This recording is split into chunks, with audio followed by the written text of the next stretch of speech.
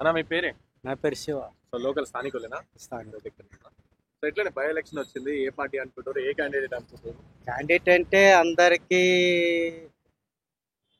కలుపుకునే వ్యక్తి అంటే మా ఏరియాకి అంతే నవీన్ యాదవ్ గారు. ఉమ్, ఆయన చాలా హెల్పింగ్ నేచర్ ఎక్కువ. ఉమ్, ఆయన పదవులు ఉన్నా లేకపోయినా సరే ఆయన ఉమ్, తీరే వేరు. ఉమ్, ఏది చిన్నది ఏదైనా దుకాణం పెట్టుకున్నా సరే ఓపెనింగ్కి వస్తాడు ఆయన. ఆహా. కుల మత భేద ఏం లేకుండా. ఆ, అలాంటి వాళ్ళు ఉంటే బాగుంటుందని.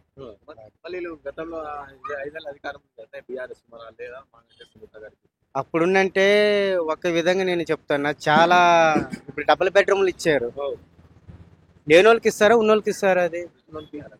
ఇప్పుడు ప్రూఫ్తో సహా నేను చూపించగల అవకాశం ఉంది. ఆహా. మా బస్తీలు ఉన్న వాళ్ళకే ఇల్లు సొంత ఇన్ని వాళ్ళకే వచ్చినాయి, అదే ఆ పార్టీలు తిరిగిన వాళ్ళకి వచ్చినాయి. అచ్చా, పార్టీ వాళ్ళకి వచ్చినాయి. మేము ఇక్కడ 99లో వచ్చాను నేను. నన్ను యాక్చువల్ ఆంధ్ర నాది. ఆ, ఇక్కడే నేను స్థిరపడి ఇక్కడే నేను సెట్ అయ్యి ఉన్నా. ఆ, ఇప్పుడు కూడా కిరాయే కడుతున్నా. ఉమ్, ఇక్కడ మాలాటి వాళ్ళకి ఇవ్వాలి కదా, అవును. వాళ్ళ పార్టీ వాళ్ళకి ఇప్పించుకున్నారు. ఉమ్, మొత్తం వాళ్ళకి డబుల్ బెడ్రూమ్ చాలా మందికి వచ్చినాయి. ఉమ్, అవి ఉన్నాయి కూడా, కానీ అవి ఎంక్వైరీ చేయలేదు. అవును. ఇప్పుడు కూడా వాళ్ళవే ఉన్నాయి.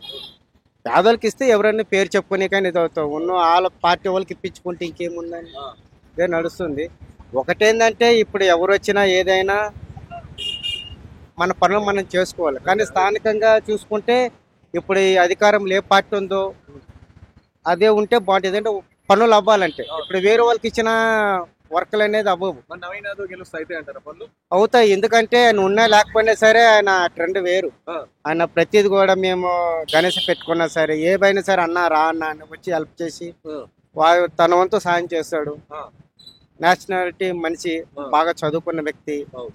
ఎన్నోసార్లు ఆయన ఇండిపెండెంట్ గా చేసిన కూడా సెకండ్ ర్యాంక్ లో వచ్చింది ఆయన. అవును. అంత సత్తా ఉంది. ఇప్పుడు మన పార్టీ తరఫున టికెట్ వస్తే ఇంకెన్ని చేయొచ్చు. ఉమ్, ఆయన అధికారం లేపన్నా కూడా చేశాడు. ఇంకా అధికారం ఉంటే ఇంకెన్నో పనులన్నీ చేయొచ్చు అని నా ఆశ. ఉమ్, ఉమ్. అది ఆ, అయితే మరి ఆ, యూత్ కి బాగా ఎంకరేజ్ చేస్తాడు ఆయన. అవునా? నెక్స్ట్ ఆ కుల మత బాధ అనేది లేదు. ఏ ఫంక్షన్ పిలిచిన వస్తాడు ఆయన. హెల్పింగ్ నేచర్ క్వాలిటీ వాళ్ళు ఉంటే బాగుంటుందని నేను ఆశిస్తున్నాను. మళ్ళీ గెలుస్తా అంటే ప్రజలు కూడా అదే అనుకుంటున్నారు. పక్కా రావాలని మేము ఆశిస్తున్నాం. దగ్గరుండి కూడా గెలిపించే సత్తా మాకు ఉంది. ఎందుకంటే ఒక మా ఏరియాలో ఉన్నాడండి లోకల్ ఆయన. మేము మా పక్కనే మా బాధలు ఏమన్నా చెప్పుకొని వెళ్ళొచ్చు, వెళ్ళి రావచ్చు. టైం కన్నా ఫుడ్ ఉంటుంది, మనం పెట్టుకొని తిని రావచ్చు. అంత ఫ్రీడమ్ ఉందా? అంత ఫ్రీడమ్ ఉంది. లోపలికి ఎందుకు వచ్చావు, ఆఫీసులో కలిగి ఏమి ఉండదు, వచ్చినా రిసీవ్ చేసుకుంటాం. అందరితో కలుపుకునే వ్యక్తిని మనం తీసుకోవాలి. అవును, అవును. నాకు ఆయన, నేను ఆంధ్ర నుంచి వచ్చాను ఆయన ఎవరో నాకు తెలియదు, కానీ నేను దగ్గరుండి చూశాను కాబట్టి నేను చెప్తున్నా. ఆ, నేను దగ్గరుండి చూశాను, నేను వెళ్ళి తిని కూడా వచ్చాను. ఆయన కలిసిన అన్న అంటే ఏ ప్రాబ్లం ఉన్నా సాల్వ్ చేస్తాడు. అలాంటి మనం లోకల్ నాయకులు మనం తెచ్చుకోవాలి. బయట వాళ్ళని తెచ్చి దూరం వెళ్ళి చేతులు కట్టి నిల్చుకొని అవసరం లేదు. మరి బీజేపీ లేదా? బీజేపీ అంటే అది దాని గురించి మాట్లాడి నాకు ఇది లేదు. ఎందుకంటే ఇప్పుడు మన స్థానికంగా ఇప్పుడు మన మీద సెంట్రల్ ఉందో వాళ్ళు తెచ్చుకుంటే మనకు పనులు అనేది అవుతాయి. పనులు ఆల్రెడీ శాంక్షన్ అయ్యాయి. రోడ్లు కానీ మాకు కమిటీ హాల్ లేదు, కమిటీ హాల్ కూడా ఇప్పుడు శాంక్షన్ అయింది. అన్ని ఇంకా ఆయన పార్టీ లేకపోయినా సరే ఇంత హెల్పింగ్ చేస్తున్న పార్టీలకు వచ్చి ఇంకా ఆయన ఇప్పుడు టికెట్ వచ్చి దాన్ని గెలవాలి కంపల్సరీ. గెలిపించుకుంటారా మళ్ళా? గెలిపించుకుంటాం, దగ్గరుండి గెలిపించుకుంటాం. చాలా మంచి ఆయన, అందుబాటులో ఉన్న వ్యక్తి. అన్న అంటే నేను ముందు ఉన్నానన్న వ్యక్తి.